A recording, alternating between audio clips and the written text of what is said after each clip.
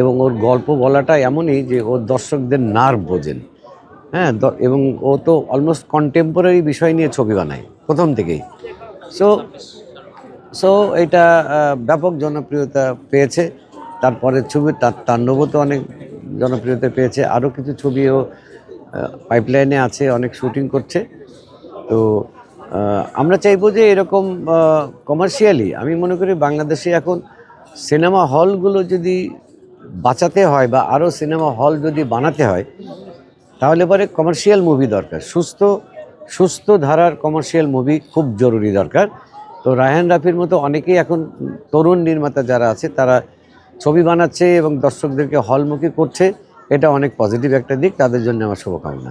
নতুন রিন গভীর থেকে পরিষ্কার করে কাপড়কে রাখে নতুনের মতো উজ্জ্বল। নতুন রিন অ্যাডভান্সড পাউডার। না, সাকিব খানকে আমি খুব কাছাকাছি দেখেছি। সাকিব খানের সাথে সিনেমা করার আগেও আমি একটা সিনেমা করার কথা ছিল সাকিবকে নিয়ে, সেই সময় থেকে ওকে চিনি।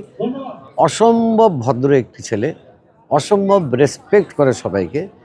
এবং ইদানিং তো বেসিক্যালি সাকিব খানকে এর আগের পরিচালকরা হয়তোবা সেভাবে ব্যবহার করতে পারেনি, যেটা এখনকার তরুণ প্রজন্ম, তরুণ পরিচালক যারা সাকিব খানকে রিয়েলি ব্যবহার করতে পারছে। এবং সাকিব অত্যন্ত সময় মেনটেন করে এবং কষ্ট করে।